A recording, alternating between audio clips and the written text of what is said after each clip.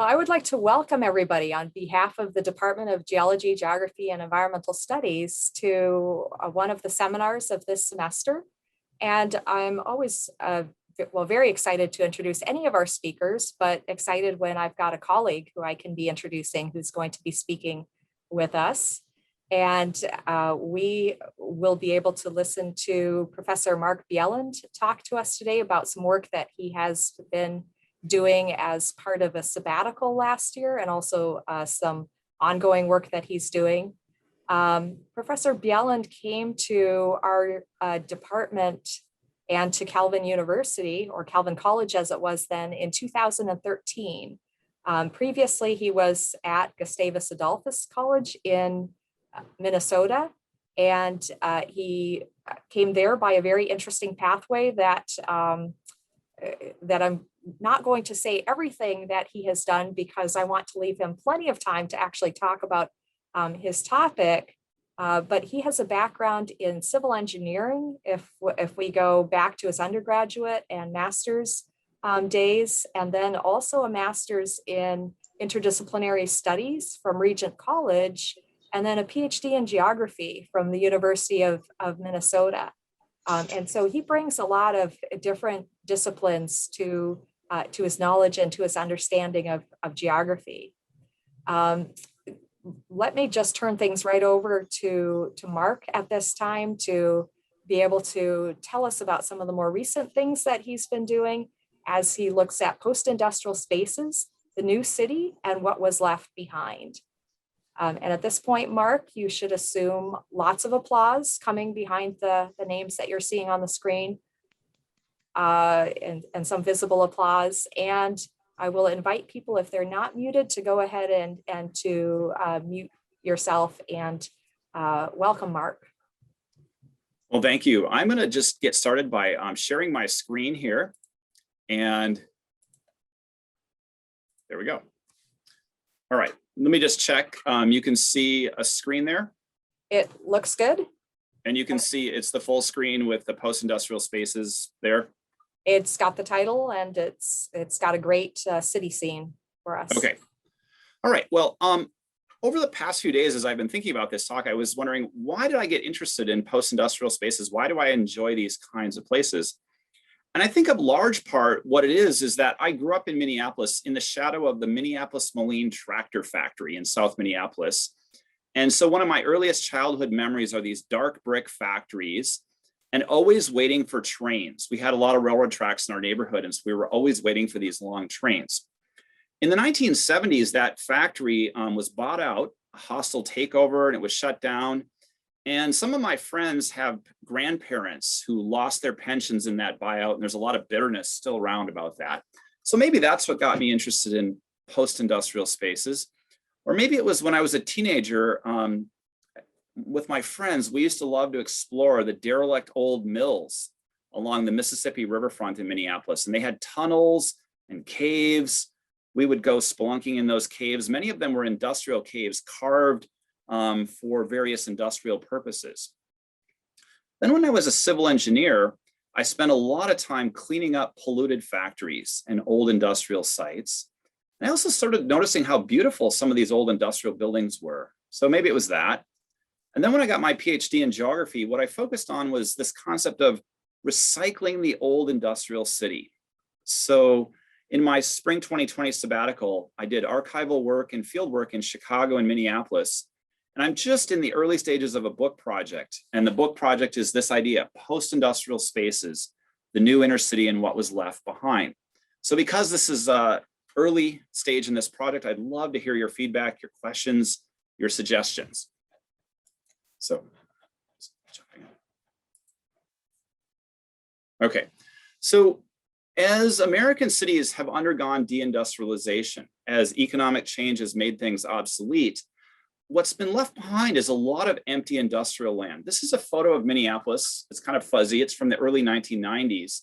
All of the green stuff that you see in the foreground along the banks of the Mississippi is empty industrial land. If you could have gone back to the 1950s, that was railroad yards and factories, and they all closed down after World War II, and the trees grew back by the 1990s. If you went there today, It would be full of life and condominiums and park space. So it's changed a lot. There's a lot of change going on in this urban industrial land. I think it's an interesting thing to look at post-industrial spaces. As you'll see in my calculations, we're talking about 2%, 5% of a city's land area, but that 5% of former industrial land that used to be factories, used to be warehouses, used to be rail yards or shipyards or barge docks, it looms large in the cultural and economic life of a city. And so I'll take you to Seattle, to Chicago, to New York, and show you how these post-industrial spaces are really important and really interesting. They are sites where cities can remake the urban landscape, remake the skyline, remake the urban imaginary, and remake the social geography of the city. And I'll take you to London and Vancouver, where we can see how post-industrial pieces of land are incredibly important in this new urban imaginary. These post-industrial spaces have been sites for the landing of global real estate investment. And you can see that really in London and Vancouver. They are sites where we see the urban entrepreneurial ventures, where in Michigan, we see, for example, the city government or the state government partners with real estate investors and creates this public-private partnership to remake the city. We're gonna only do one quick stop in Michigan. And then we're going to end up in Minneapolis, where we can see in these post-industrial spaces the emergence of a new post-industrial economy and a new post-familial city on these post-industrial sites. And finally, one of the things that I always want to come back to is what was left behind? Where are the places that were left behind in this transformation from deindustrial to post-industrial? Flint, Michigan is a place where I've been doing research about this kind of left behind community. What about the who of what was left behind? Who are the workers that didn't benefit from these changes that are going on? And what is left behind in terms of the industrial heritage in these locations? So I think they loom large. And I'm going to try to show you a little bit of why I think these post-industrial spaces loom large. When my wife and I lived in Seattle, I used to bike to work through this park. The Burke-Gilman bike trail goes right through this park. It's called Gasworks Park. In the early 1900s, this is where Seattle made its city town gas. They took coal, they gasified it for the gaslight districts. It's a very, very dirty industrial process. It was shut down when natural gas came along. And in the 1960s, the architects said, why don't we turn that into a park? And instead of tearing down all the old industrial tubing and pipes and distillation process, let's just leave it and let it rust. And so they did. And it's an amazing place. They had to remediate it. It became a Superfund site. The contamination was sort of unbelievable. They dug a trench once and it was 15 feet deep. And by opening up the ground, the fumes were so bad, it knocked out the workers. They passed out from the soil contamination 15 feet down. But it's been remediated. It's been landscaped. And now if you go to Seattle, you'll see people flying kites, you'll see families picnicking, and you'll have festivals and concerts. And when you have a protest rally in Seattle, it's often held in Gasworks Park. So it looms large in the cultural life of Seattle.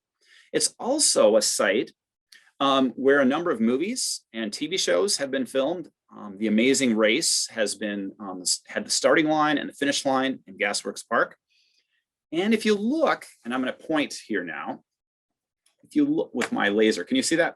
Someone tell me? My pointer? Yes, we can see it. Thanks. Okay. Now, how about that? It's even better. So if you look over here, this is the skyline of downtown Seattle beyond Lake Union here.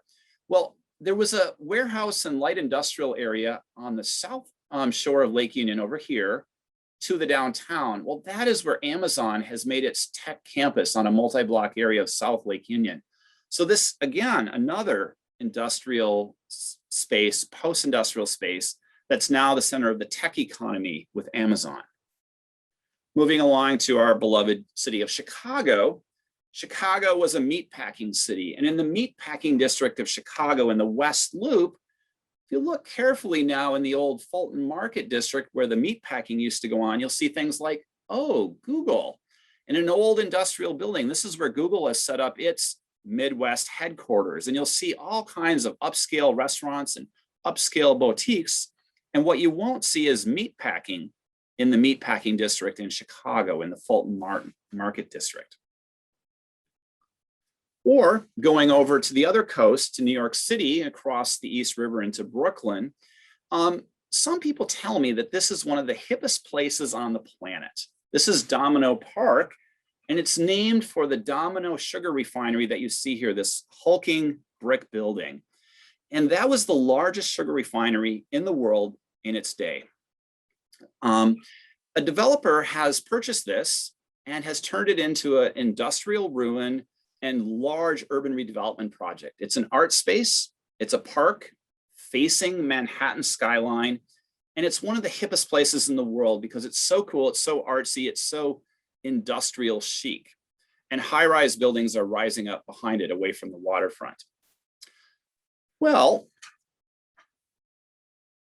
Carl Lentz, shown here on the right, I was showing you how these post-industrial spaces kind of loom large in the cultural life. Well, during the COVID, board megachurch pastor Carl Lentz, shown on the right here, he's the superstar pastor to Justin Bieber and a lot of NBA basketball stars. Well, he was out walking his dog in Domino Park, and that's where he met the woman who became his mistress and the downfall of his ministry. So these post-industrial spaces, they're very important spaces. A lot of things happen there. If you've been watching the news, you've heard a lot of protests from Portland, Oregon. Well, in Portland, Oregon, some of those protesters decided to take their protests to the streets, their protests against racial violence and racial capitalism. Well, where did they go? They went to the Pearl. And the Pearl is a former industrial warehouse district in Portland that's been turned into a really vibrant, upscale, mixed-use neighborhood. And so that's where they went and scared the people out in their restaurants, and that's where they broke some windows. So again, these post-industrial districts are really vital to the cultural and economic life of cities.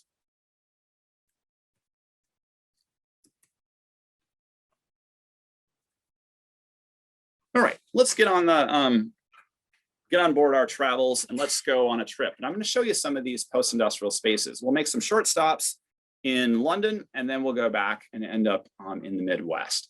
But if we go down London, and if you go as a tourist, you will see the London Bridge and the London Eye and so on, this part of London, maybe the Tower of London. But if you go downstream on the River Thames to Greenwich, and you keep going past Canary Wharf, you will go to the Greenwich Peninsula. And there, what you see as you go downstream on the River Thames, this is the old Docklands. And the Docklands has been turned, at the time, it was the world's largest real estate redevelopment project on the former warehouse Docklands, where the bounty from the empire came up the Thames here in London. And now it's a major financial center, one of the world's largest financial centers. But going further downstream, you get to this Greenwich Peninsula here. And the Greenwich Peninsula here was a highly industrialized peninsula. And today it's becoming a post-industrial space. In 1960, it looked like this. It had a manufactured gas plant and a lot of heavy industry on this peninsula. By 2021, it's significantly transformed. This is the O2, a large concert hall space. There's a soccer facility here, and a lot of high rises are starting to emerge here on Greenwich Peninsula. Greenwich Peninsula, an almost island of opportunity. This is the real estate pitch, by the way. Wrapped by the serene River Thames, the peninsula is undergoing the largest single regeneration seen for a generation, redrawing London into a place for first-time buyers, creatives, and breakthrough artists, left-field theater companies, and upside-down pylons. That's the pylons supporting the O2 roof. It's an expression of the world's boldest architects. The vision for Greenwich Peninsula is ambitious and eclectic. And that's the promotional information from Night Dragon. Greenwich Peninsula is a classic example of this urban entrepreneurialism where they take a heavy industrialized site and turn it into this amazing government-led regeneration project. It was developed by the English Partnerships, a national regeneration agency, and they were trying to get it done for the year 2000 for the millennium. And they had this clever idea that since there's Greenwich prime meridian at the 0 of longitude, they should celebrate the new millennium in Greenwich on the zero prime meridian, and they wanted to have it done for the year 2000. It wasn't quite done, but oh well. But it's an example of the globalization of real estate. So they've got a UK partner with the government, but they've also got an Australian firm working on this. And then the primary takeover on this real estate development project is Night Dragon, which is a Hong Kong real estate company. The O2, which is that circular dome, is the most popular live music venue in the world on a former gas plant site. And its lease was purchased by Trinity College at Cambridge University. Interesting connection there. They've got the nicest tube line on the whole underground system in London there, because you have clean bathrooms that are free and escalators. So it's a great place, well served by the tube. And now there's an overhead cable car that takes you over to Canary Wharf. And there's a model village. Greenwich Millennium Village is the UK government's example of what does an environmentally sustainable, socially sustainable urban village look like. And 34,000 people at build out will be living on this former gas plant, heavy industrialized site. It was probably the most polluted land in Britain when they started, and they started cleaning this up. This is the gasometer that's left behind here. The O2 goes here on the tip of the peninsula. And so here is some of the early plan that emerged around the year 2000 in Greenwich, England. Here is what it's supposed to look like if Night Dragon gets their way. The O2 will be surrounded by high rises. This is not the London that tourists picture. This looks a little bit more like Hong Kong, wouldn't you say? This is a pylon of the cable car, and the cable car will take you down, and here's where the cable cars dock. So, and you can take this cable car across the Thames over to Canary Wharf. So it's really quite remarkable. You can read the sales language from Night Dragon. It reveals echoes of its industrial heritage, but as the transformation gains momentum, it's clear this is a vision which is fused to the future. Crisp apartments have emerged, fast becoming an international destination in its own right. So we see the globalization of real estate here as this British gas site becomes a Hong Kong style, Hong Kong developed high-rise new London. Let's jump in our plane and let's go to Vancouver, British Columbia. Vancouver is another high-rise city with a beautiful mountain backdrop there. Vancouver has remade its urban imaginary, its urban landscape, its urban social geography by redeveloping its industrial land.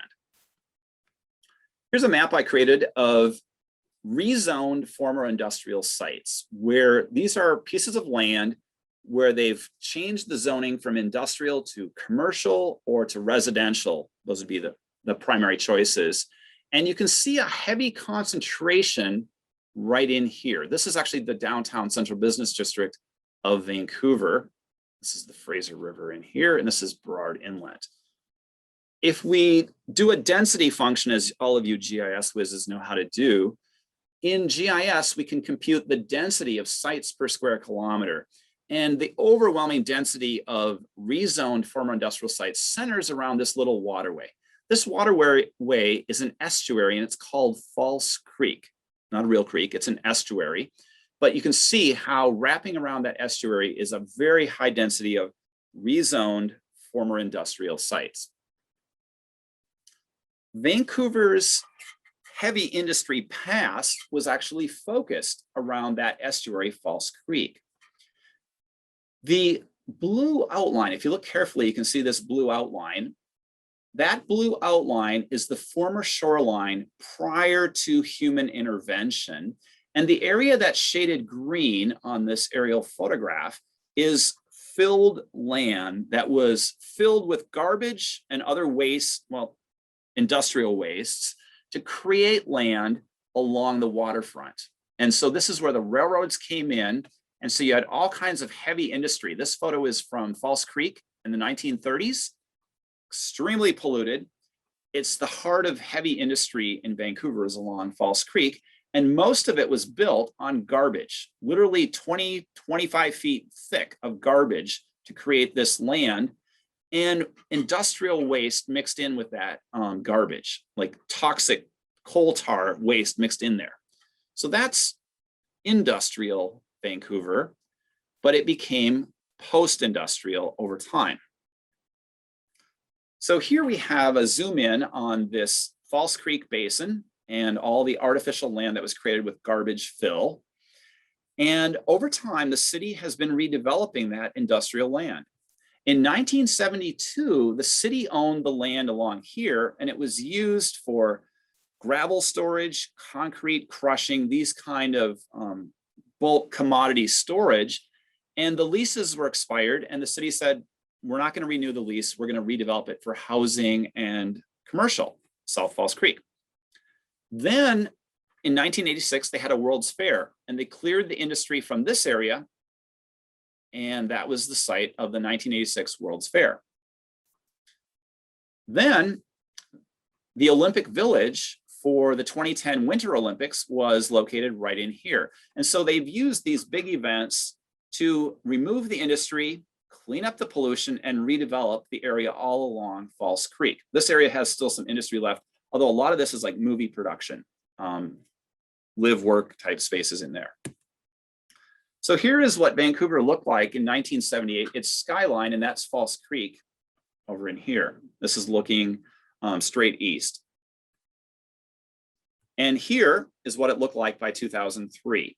And all of this new development is on the former industrial area on the north side of False Creek. Pretty impressive. How did they do that? Well, it was a global real estate investment project. After they completed the expo, they sold the land to Concord Pacific Development, which was owned by Li Ka-shing, one of the world's richest men, lives in Hong Kong. And Li Ka-shing invested $3 billion in a real estate project. So you can see the globalization of real estate very distinctly here. The next stop on our tour, as we learn about these post-industrial spaces, is Michigan. And what I've done here is for a project where I've worked with students here from Calvin, is we've been studying the investment in cleaning up industrial land, the state of Michigan's investment through grants and loans to clean up industrial land so that it can find new uses. The map on the left is our indication of where there was industrial land that would need cleanup to become post-industrial. And so what we do is we carefully compare these two maps, and we actually compare the numbers, the amount of industrial land versus the amount of cleanup money that went to it. And we notice some subtle differences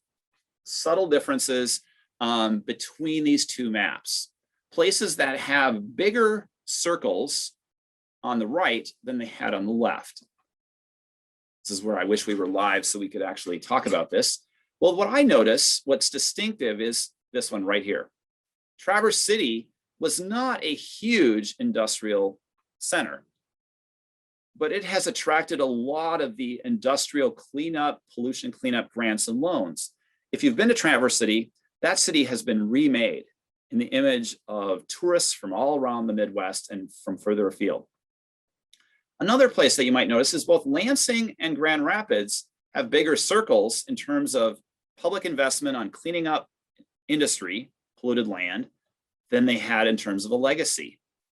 And Flint hasn't received that much money compared to how much industrial property it has. So we've learned that this post-industrial change is uneven, and Michigan shows that. All right, well, the next and most exciting stop on our tour is my hometown of Minneapolis, St. Paul. And so we're gonna go to the Mini Apple and the Big Cherry Spoon, which is in the sculpture garden there. And here we can kind of zoom in and do a case study of what it's like on these industrial sites, post-industrial sites. So I thought I would start with this quote from A History of Minneapolis. That's quite an old one. It might help us. Minneapolis is preeminently a manufacturing city. While her citizens are proud of her advantageous location, the salubrity of her climate, the soundness of her financial institutions, and the general growth and prosperity of all her business interests. Yet they all recognize that her manufactures have contributed more to her material advancement than all the other interests combined. Minneapolis was much more than St. Paul, a manufacturing city.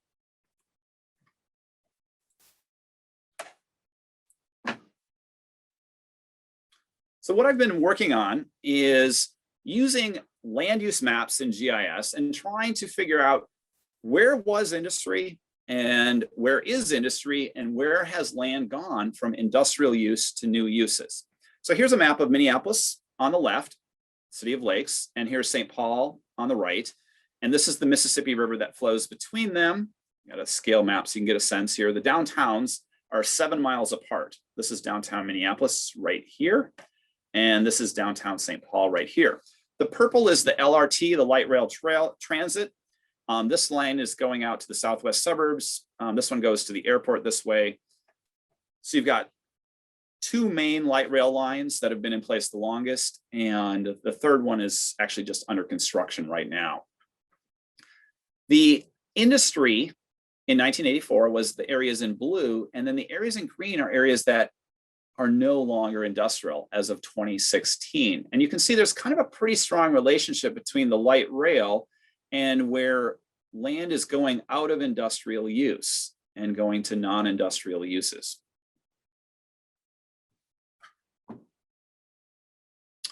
Here's one of my favorite bird's eye views of Minneapolis. This one's from 1895. Like I said, Minneapolis was a manufacturing oriented city. And this is the banks of the Mississippi River, right where St. Anthony Falls is, the only waterfalls on the entire length of the Mississippi River. When I said we used to like to play in the derelict mills and in the caves, there were all kinds of tunnels and things in these bluffs along here. And this is the kind of landscape when it was in ruins when I was a kid, where we'd like to explore. Well, this is the Mill District of Minneapolis. And so here we have Minneapolis, and I'm kind of just zooming in on Minneapolis. So here's the industry. We had a lot of industry. This area is called the North Loop. This is the Mill District right here. And then this is the Hiawatha corridor, and this is called the Greenway corridor, which I'll get to. So there's a lot of post-industrial space along the Greenway, in the Mill District, and in the North Loop. And then also over here, this is by the University of Minnesota. This is called the Southeast Minneapolis Industrial Area. And then over in St. Paul, sorry, I've got that text little mistake on there. And over in St. Paul along the Mississippi River, this is the downtowns right here, is where we have a lot of post-industrial land. This is a Ford automobile plant, and that's still empty. It's in the process of being redeveloped, but it's zoned non-industrial at this point. So I did an analysis, what is in this land? And so we counted it up, and St. Paul is about 4.9% of its land area is post-industrial land. I'm arguing that it's really important, but it's only about 5% of the city's land area. And about 40% of what was industrial land back in 1984 has transitioned to new uses, new post-industrial uses. And what are those uses? The biggest use of post-industrial land for new use is retail, office, or mixed-use projects. Mixed-use projects often have retail on first floor, offices on second, and maybe 2 or 3 floors of apartments or condominiums above them. The Ford automobile plant that's undeveloped, that's why it's 22% of that city's post-industrial land. Institutional uses could be like museums, campuses, university land, residential's significant, park is significant, and the other uses aren't. Here's an example of what one of these post-industrial sites looks like in St. Paul. This was, in my youth, it was scrap yards where scrap cars would come in and barges along the river, they'd be unloaded and smashed along here. And there was a big power plant here, and this is the remnant of a power plant as well. And power plant and scrap yards, and today, it's condominiums and park space. That's the most common kind of, and also mixed use as being common uses of this post-industrial land. This is downtown St. Paul, and those are looking downstream on the Mississippi River. By the way, this is the Minnesota State Capitol right there. Let's look at post-industrial land in Minneapolis. About 1/3 of Minneapolis's 1984 industrial land base has found new uses, has been rezoned, reclassified. And it comes out to 5% of Minneapolis is post-industrial space. What's that post-industrial space? Just like St. Paul, it's largely mixed-use complexes with office, retail, and often residential all in one building. That's 38% of it. Residential is a second place, institutionals, museums, things like that, parks, university campus. And notice how parks are pretty significant. 230 acres of new parks have been created on former industrial land. So let's just look at what some of these are like. So this one is called the Southeast Minneapolis Industrial Area. And this is an area that's got heavy, large grain elevators. It was a flour milling district. And if you go there today, you'll see condos and you'll see a lot of ruins. It's a kind of all mixed together. Ruined buildings, broken windows, graffitied old grain elevators, and new condos all jumbled together. It's got the light rail going through there, and it's got a dedicated bike highway that gets a lot of bike use. And so this is the kind of new development along that bikeway that's going through this Southeast Minneapolis industrial area over in, it's close to the University of Minnesota campus. And here's some more shots of the Southeast Minneapolis industrial area. So it's got a lot of heavy industry, like taking down this grain elevator would be a fortune. So it's just sitting there.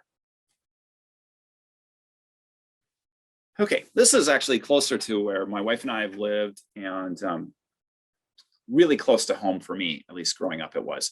And that's the Midtown Greenway. Now, it wasn't always called the Greenway. It was actually called the 29th Street Railroad Underpass. And so basically, because they were having so much conflict between trains at the surface and city traffic, in 1910 to about 1915, workers dug this tunnel or this underpass through the city of Minneapolis with all these overpass bridges for the side streets in Minneapolis. And this is what it looked like in 1915. So this is a hand-dug, mostly hand-dug tunnel going through the city from this point right here till about this lake right there. That tunnel goes through the city. And you can see it looks like it's about 3.5 miles long. Underpass, not a tunnel. Set it wrong. Well, this is what it looks like today. Today it's called the Midtown Greenway. It's a great place to bike. It connects the parkways along the Mississippi River with the parkways along the Lake District. And so it goes right through the heart of the city. It goes all the way from the river to this lake, which is Lake the Isles and Lake Calhoun here. And it has spurred the conversion of the former warehouse industrial area that used to be along that railroad corridor into an apartment and condominium district. And so it's really active post-industrial land conversion going on in here. This is just an example, different, like you can see in this image, this is all new construction. Some of this is condominium and some of it's apartment, but these are getting more higher end rents. This building is an old foundry along the old railroad corridor here. Here's where the Greenway is. This is a walking path. This is the biking path. And then this is future reserved for light rail in case they want to. But this building was a metal foundry, and this one is a Somali themed apartment building. So you can see the murals on here kind of reflect life back in Somalia. And there's a large Somali community along one section of the Greenway here. In fact, there's a 3-story Somali mall along the Greenway. So here's another of these industrial districts. This is the North Loop, north of the downtown central business district. And so here is just the edge of the downtown business district. Here's the Mississippi River. The river's flowing away from us. And this is the North Loop. The North Loop over here is warehouses and factories.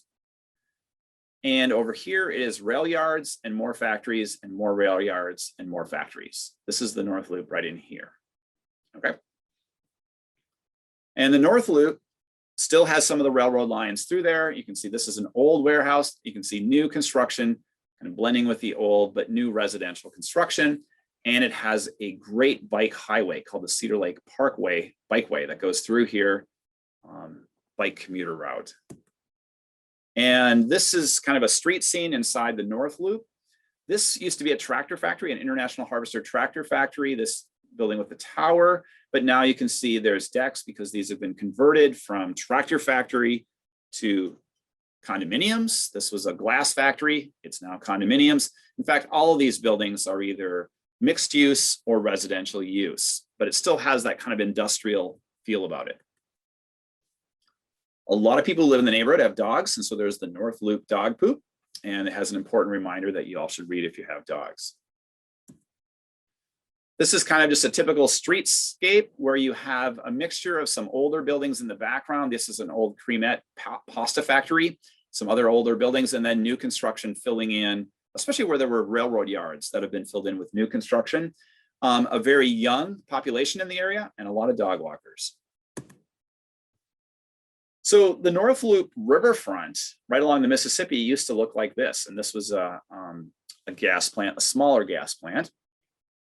And then now the Mississippi Riverfront has park, playgrounds, biking trail, walking trail. It's all park now along the Mississippi Riverfront, and residential. So it's almost like the suburbs along a riverfront. All right, the next of these post-industrial districts in Minneapolis is what's called the Mill District. And the Mill District is a little bit downstream of the North Loop. So the North Loop would be up in here, the Mill District is in here, and we have a gasometer here for the manufactured gas plant right here. This is like the most polluted site in Minneapolis, is where that is located. And then the mills are along in here, and you can see some of the grain elevators in the mill building right there. The Mill District is an area where some of the oldest mills, some of them dating to the 1860s are. In fact, this one dates to 1864. It was a blanket mill. And so this is an area that was laced with tunnels to divert water around St. Anthony Falls and generate water power. And so rather than trying to restore this or make it all look new, the city has just decided to kind of leave it as an industrial ruins with pipes and tunnels and tail races and remnants of old industrial buildings just kind of left there, and then allow redevelopment of the remaining buildings. So this blanket mill has been made into condos. This was a mill that's been made into condominiums. And the most expensive condominiums in the entire state of Minnesota are in this complex of old mills. And the highest paid person in Minnesota, the CEO of United Health Group, lives in the penthouse of one of these old mills. It's quite remarkable, the transformation of this kind of ruined mill district into something new. Here's the riverfront. Here, as you can see, the St. Anthony Falls and the kind of the apron there of the falls. And there's a lock and dam right here on the river. This is kind of a more affordable apartment. This is the Crown Roller Mill. That's an office building. And then the rest of these are mostly residential condominiums. Here is a mill that burned down, and they decided to put a museum inside it and office space inside it. Here is a grain elevator that would cost a ridiculous amount of money to blow up, so they just decided to leave it. And then here is the Guthrie Theater in a building that's modern blue steel, but kind of made to fit with that industrial aesthetic. So you have this weird blend of condominiums and art spaces, theater spaces, art museum or museum space, and then derelict industrials. Here's some more shots of the Mill District. Here is the 1880s Stone Arch Bridge. This is popular for walking, running, jogging, biking, which gives you great view of the skyline in the background and the Mill District in the foreground. Here we have the MacPhail Center for the Center for Music here, an old mill building, new construction in there. This is the Guthrie Theater, the blue metal building. It was trying to have a industrial aesthetic, and so that's why it has this fake smokestack. And actually, words get printed and go up the smokestack. Words that have to do with theater, quotes from plays, and so on. And you can see this kind of interesting mix: the downtown skyline in the background, residential buildings, park space on what was extremely polluted land, and then you have flour mills, all kind of jumbled together there. So one of the questions that I'm trying to ask in this project is, this is the new city, this new post-industrial city. Well, who lives here? And so what I've done is use fine area census data from the American Community Survey, and I'm using block groups, which are pretty small units, around 1,000 people. So they match up actually quite well with these areas. So I'm counting the people I want who live in the post-industrial space and not other people if I used a wider unit like a census tract. And then I'm comparing them to the Minneapolis-St. Paul metropolitan region as a whole, the 3.6 million people who live in the Twin Cities. And so if you look at the 3 different post-industrial spaces that have a pretty clear residential policy population, the Midtown Greenway, the North Loop, and the Mill District, you can see that the population is more educated than the region as a whole, but it's actually fairly diverse and slightly more diverse in terms of race and ethnicity, slightly higher percent African-American than the region as a whole, and about the same in terms of Asian American. Incomes are a little bit lower in the Midtown Greenway, and that's because they kept a fair number of the industrial buildings and just converted them to residential. But in the North Loop and Mill District, where it's more condominiums instead of apartments, the incomes are considerably higher than the region as a whole. And this is kind of the new sustainable city idea here is, how do people get to work? So I called it a sustainable commute mode if they walk to work, if they carpool, if they take transit, if they bike, or they work at home. And it's a non-sustainable commute mode if they drive alone. And so the sustainable commute mode in the region as a whole is 22%. And all of these post-industrial spaces do much better than that. The North Loop is the highest at 60% of the people are basically not having much of a carbon footprint as they get themselves to work. Well, who lives there? Another thing to ask is, what is the age distribution of the people who live here? So here's a population pyramid. We've broken the population into males on the left, females on the right, and 5-year age increments going from under 5s at the bottom to 85 plus at the top. The geographers know what this is. So this is the Minneapolis-St. Paul region as a whole. And I'm going to show you the different neighborhoods, their population pyramids, and just notice the difference in shape. I've got the same axes where it goes out to 15% left or right on the bottom. Here is the Midtown Greenway. Here is the North Loop. And here is the Mill District. Just go back. Here is the region as a whole, the urban region as a whole, the metropolitan one, Greenway, the North Loop, and the Mill District.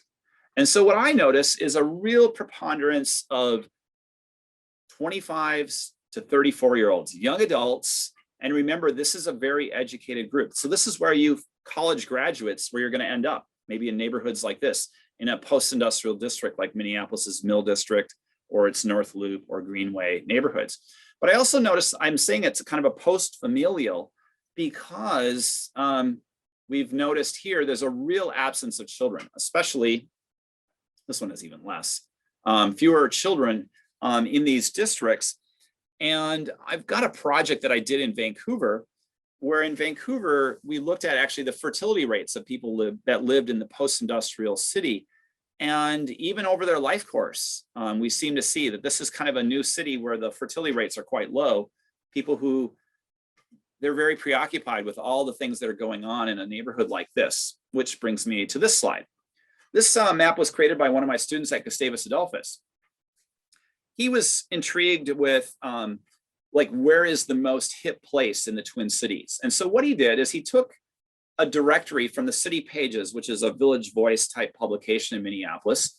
And he took a list of all of the top rated concert venues, best place to hear a acoustic concert, best place to hear a rock concert, best place to hear a punk band, best dance clubs, best cigar bars, singles bars, gay bars, vegan restaurants, pizza restaurants, et cetera, all the best places. He mapped all of those best places. And then he did an analysis of the density of those hipster places. And sure enough, the hippest place in all of Minneapolis-St. Paul, 13 county region, is the North Loop and adjacent south area of the entertainment district adjacent to the North Loop. And so it had all these really hip places. And so what used to be a place where you made stuff, where people were producing and manufacturing things, and now it's a place where people consume, where they go out to eat, where they go to the coolest restaurants, the most unique boutiques, the upscale galleries, art galleries, and so on and so on. And so they've really changed from a production economy of making things to a new consumption economy. And one of the things that's, I think, is one of the directions I'm going to go in my research is, I'm wondering if this is also kind of a post-Christian space, in the sense that you don't see churches in neighborhoods where people used to live. We always had churches, but these kinds of post-industrial spaces, for the most part, don't have any or much of a church presence, Grand Rapids accepted. And then kind of winding down, what I always want to think about is, well, what's left behind, and what are the places where this post-industrial transformation just doesn't take? There's not enough demand to overcome the costs of knocking down the derelict buildings and cleaning up the pollution. So that's a big question for me. And here is a bunch of empty grain elevators in a neighborhood in Minneapolis that hasn't gone post-industrial. It's sort of derelict industrial. And here is one of the hipster breweries in Minneapolis, where they've invaded this post-industrial space and they've made a new post-industrial aesthetic. And so here we have all this broken up reinforced concrete made into the sign for Surly Brewing Company. And they have their brew hall and their outdoor dining space, and it's all surrounded by old grain elevators and industrial buildings. And it's part of what makes that place so cool. In other parts, this is in the Mill District in Minneapolis, there's little signs to remember who was left behind. I calculated from some documents that 21,500 manufacturing, railroad, and warehousing jobs disappeared from these neighborhoods that I've profiled, Minneapolis's North Loop and Milling District, between 1962 and 1990. And that's 21,500 blue collar jobs that aren't there. So as a little compensation, I guess, we put a little railroad train axle here, little signage, a few limestone blocks. So as you're going to Smith and Porter restaurant, going out to eat, you can learn a little bit about what was left behind and who was left behind in this transformation. And there's some signage that talks about the changing times and how these industrial districts rose and fell. But as I kind of wind down, thinking about these post-industrial spaces and the book I'm starting to work on writing here, I think that they loom large in the urban imaginary, these post-industrial spaces. They're 5% of Minneapolis, 4.9% of St. Paul, but they've really, really changed the social geography of the city. They're the places where Amazon has its Minneapolis headquarters, is in this district in the North Loop. They're really, really important. They model for us a more sustainable city where people are biking. They green the industrial city. They recycle the industrial city. But I'm concerned that they're not the city for everybody. And they've had a lot of public subsidy. And I'm concerned about some of the justice impacts and whether these really live up to the good city that we would aspire to. Well, I'll stop there. Thanks for your attention, and maybe I'll switch to stop sharing.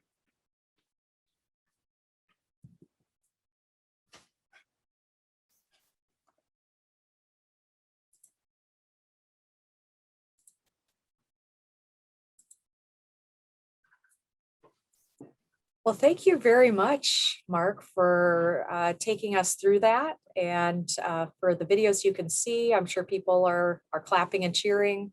Oh. Where you can't see, people are clapping and cheering even louder behind those names there. We have some time for questions, and there are a couple of ways that you can ask your questions. You can turn on your video and unmute yourself and ask a question. You can write a question into the chat, and I'll keep an eye on that chat. I can't see every screen on my screen, so if it sounds like I'm not noticing that you have a question, just go ahead and speak up when there's a space available. What they did with the polluted land. All right. So George? Yes, you talked at the end about the justice aspects. In how many of these redeveloped areas have the governments required a certain mix of affordable housing in the housing that is built there? Good question.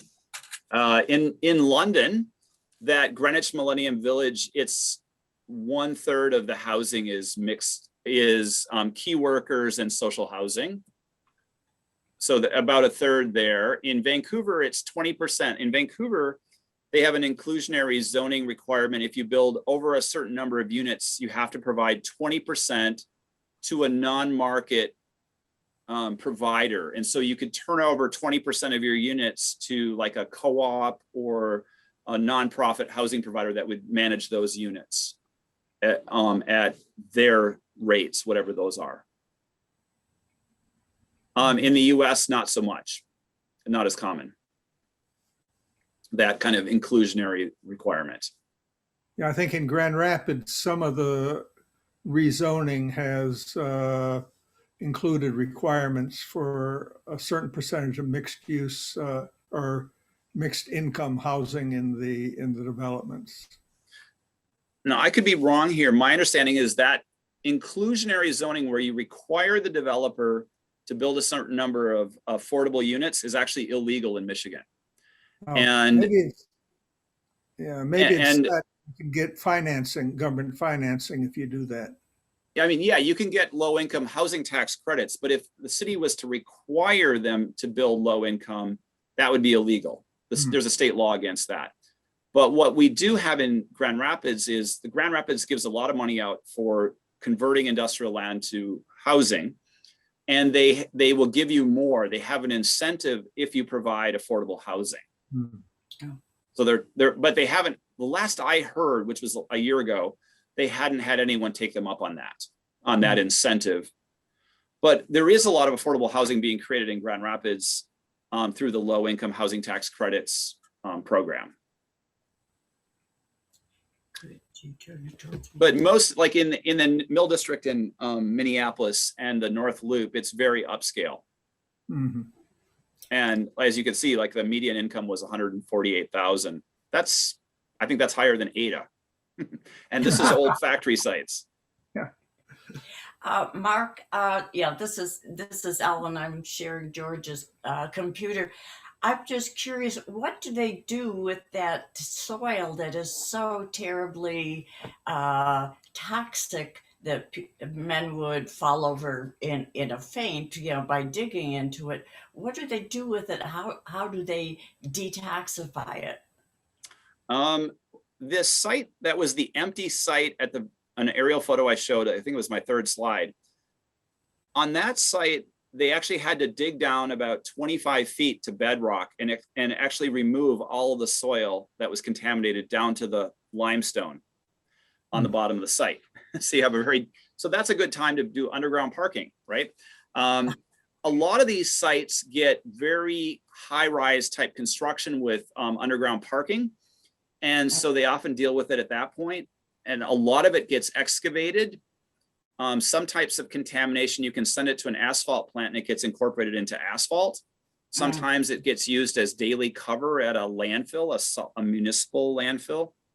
So there is a lingering concern, especially with vapors that migrate. And if you know the Red Door Clinic at Hall and Madison in Grand Rapids, they had a problem there with some new construction where they had vapors migrating laterally in the subsurface. This is where geology becomes really important.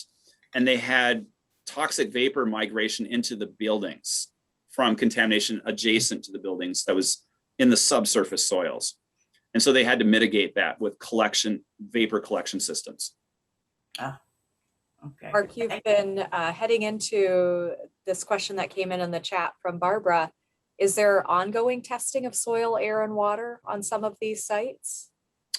Some do, yeah. Some of these buildings will have a whole vapor collection system in their subsurface or in their basement with fans and liners and gravel layers, and then they sometimes sample what's coming out of that. Yeah.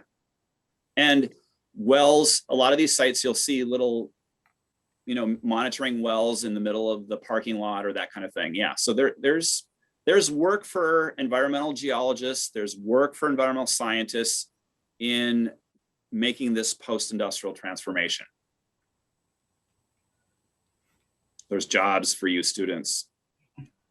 You're still While other people are thinking of questions, something that struck me as you were talking was the kind of the different locations that you were talking about, and then you saw some similar patterns in the end with what developed. But I was wondering how intentional the conversion was. Was somebody close to the beginning saying, this is what we're going to end up seeing here? Or in each of the locations, was there a different set of cumulative effects of people making decisions, and then it kind of headed into this this type of space by the end of all of those changes? Well, I think there's a number of circuits of information and circuits of consultants and circuits of real estate investors that kind of drive things in similar directions. I mean, it's interesting that Hong Kong developers are developing this contaminated site in London, and they're the ones who did most of the stuff in Vancouver. And it's interesting that like these big tech firms, a lot of them are on former industrial sites in Chicago and Seattle and Minneapolis. So certain kind of clients like these spaces, certain kind of hipster creative class people like them, and real estate investors. I mean, like, if you look at the picture that I last showed, or that's in the poster, there's kind of a style of new construction that's kind of the same everywhere. So yeah, construction companies, they kind of look, and real estate development, they look around at what others are doing and they are quick to copy it. My dissertation advisor, he always said, the real estate investment industry, the real estate industry doesn't have an R&D lab. They just look around and copy each other. And if it works somewhere else, they just keep doing it. We have a question in the chat, and then Ralph Sterling will have a question after that. So I'll first go to Samir, who has asked, in areas without connection to water bodies, such as industrial zones in Arizona or New Mexico, would it be possible to have the similar level of redevelopment like in Minneapolis or London? In terms of just the United States, Arizona and New Mexico really don't have that deep industrial legacy. I don't have the number on the tip of my tongue, but I believe Chicago once had a quarter of US manufacturing in its region. I mean, the heart of industry was places like Michigan, you know, essentially from Massachusetts to Minneapolis was that heart. That's where you have so many manufacturing buildings. We hardly have that legacy in Arizona or New Mexico. On the other hand, I think a place like Arizona, New Mexico, they are building quite dense in Phoenix now, lots and lots of development that looks like this, but it's new development on what we call greenfield sites, not old industrial sites. And then Ralph Sterling had a question. Yeah, Mark, you showed in your sort of demographic profiles these remarkable, you know, sort of big belts in the middle ages, right? And the 25s to 35s or thereabouts. As these areas take off over time, will those people hang around and then that bulge gradually collapse and flatten, or do people tend to move out of those areas when they reach a certain age, like maybe when they start having kids or something like that? Did they abandon those areas, move out? So that's sort of a, you know, sort of a self-perpetuating pattern. I think there's two life courses, and what I'm going to draw on here as I answer this is I had a project that I did where we did a lot of surveys of people who were living in the North Loop. It's a different project that I didn't really report on here.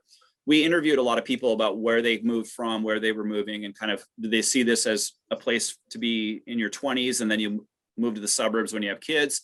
And for a lot of people, that was the case, that they were going to, you'll see a lot of 0 to 4-year-old kids, but you don't see 5 to 9-year-olds. So they would have their first kid when they live in this downtown condo district, and then they'll move to a good school district when their kids start school. That's probably half or more of the population that lives, I think, in this demographic. But in Vancouver, I was able to get this data from the health department that tracks people and computes fertility rates kind of over their life course. And with that data, it's pretty clear that a lot of people are just choosing this urban childless lifestyle, this post-familial lifestyle. They'll live in a place like this their whole life and not have kids. And they've got a lot of distractions. They've got all the best restaurants and all the best clubs and all that stuff. They've got a parkway along the river and they can walk to work downtown. You know, so I think for some people, these are great places if they're going to be single or a couple without children. The theater is all right there and all that. Okay, I saw a chat question. Yeah, do you want to read out the question? Sure, I'll read it. It's from Natalie V. Why are the post-industrial zones converted into mostly offices, parks, and residential spaces? Is it because those are easiest to build or because there's higher demand?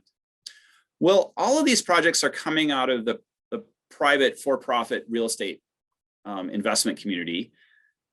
So it's really based on demand. And I think the reason that you're not seeing this happen in Flint has a lot of empty industrial land, but it's not getting redeveloped.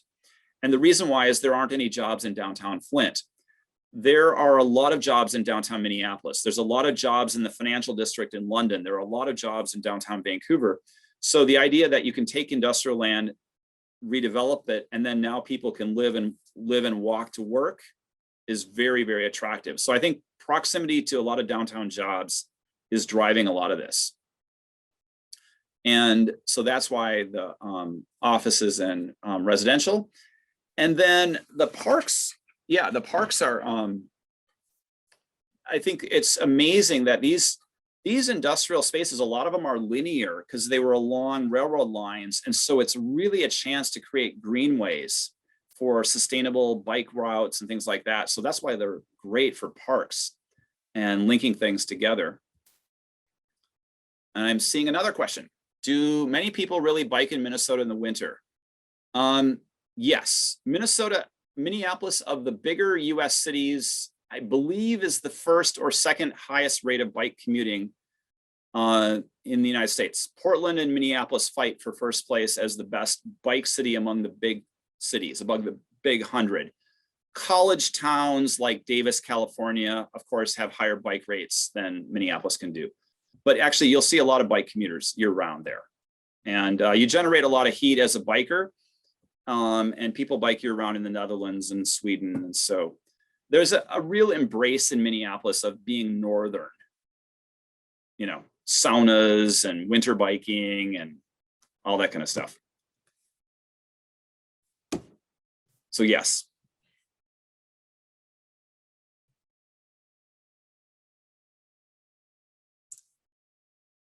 Well, at the moment, I'm not seeing any more questions.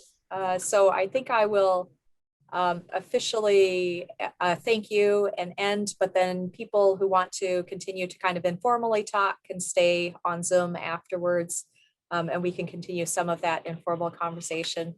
But thank you very much, Mark, for introducing us to this topic, for taking us through the information that you have been kind of pulling the data for and looking at some of the different patterns.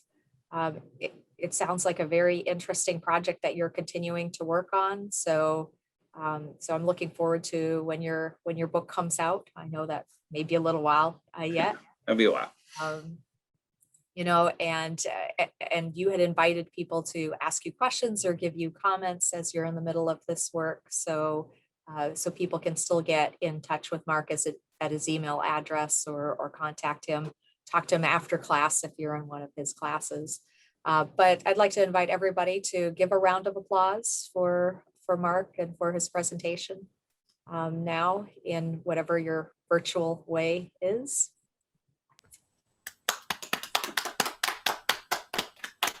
So, Thank you.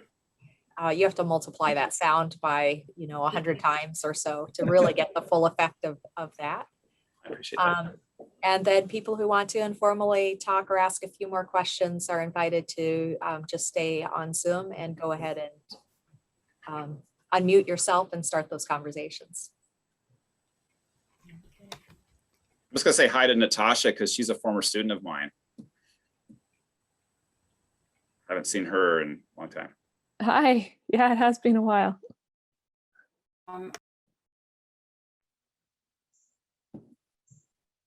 Thank you, Mark.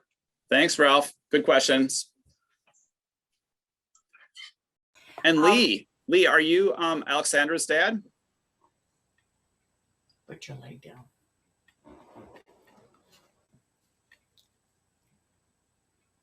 Say, Mark? Yes. Yeah, this is Ellie again. As a native Chicagoan, I'm wondering about Millennium Park and the Art Institute and so on. Am I right in assuming that you will put something in about that area? It wasn't industrial, but it was definitely railroad. Yeah, you're right. It was railroad, and it still is actually railroad. It's still under there, you know. And actually, the Millennium Park is the world's largest green roof or at least they claim it is. I haven't tested that claim, but Chicago planners will say that. What I've focused on in Chicago is like the bigger pieces, like the West Loop and some of the Southwest Loop, where I want whole neighborhoods where there's a residential population for the profiles that I'm doing. Like I wouldn't be able to create a population pyramid because there's not enough people living on Millennium Park or the adjacent blocks. Well, who knows who lives in those tunnels? Right. But since you mentioned Chicago, I'll say that Chicago has actually had a very strong policy against giving up industrial land.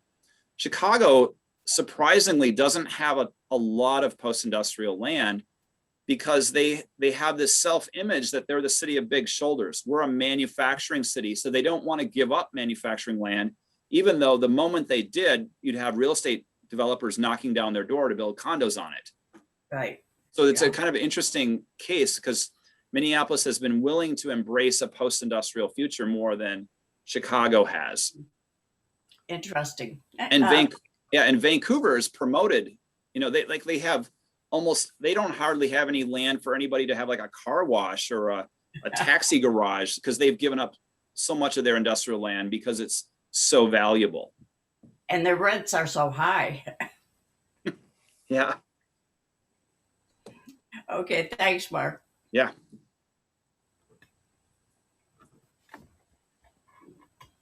Okay. Just as one more question, that makes me think about in London, do you think it will become like Vancouver where it's so expensive and international?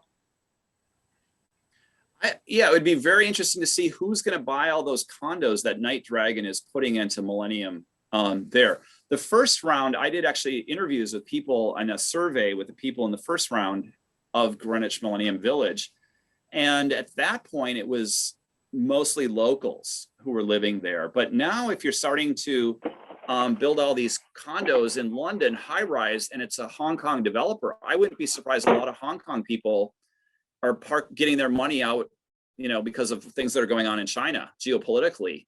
Get your money out and buy a condo in London. And in Vancouver, a lot of those high rises were pre-sold before they had started construction, and they pre-sold them over in Asia. In Hong Kong, they would set up a mock-up apartment and have tours and pre-sell the units before they had broken ground. And you had whole high rises that were pre-sold in Hong Kong, units that are being built in Vancouver. And I wouldn't be surprised if that happens in London, because Night Dragon just took over fairly recently from that Australian firm. What does Prince Charles think about that? I think that was a softball question over the plate. Prince Charles does not like architectural modernism. He likes the traditional British village. And maybe I could end with this story. I interviewed somebody who lives at Greenwich Millennium Village, and he said, the government calls this Greenwich Millennium Village. It's not in Greenwich, it's downriver from Greenwich. You can't get to Greenwich from there. It wasn't done in time for the millennium, and it's not a village because an English village has two things, a pub and a village church. It doesn't have a church and it doesn't have a proper English pub. So it's not a village, and Charles would probably say the same thing. It's not any good for those reasons. So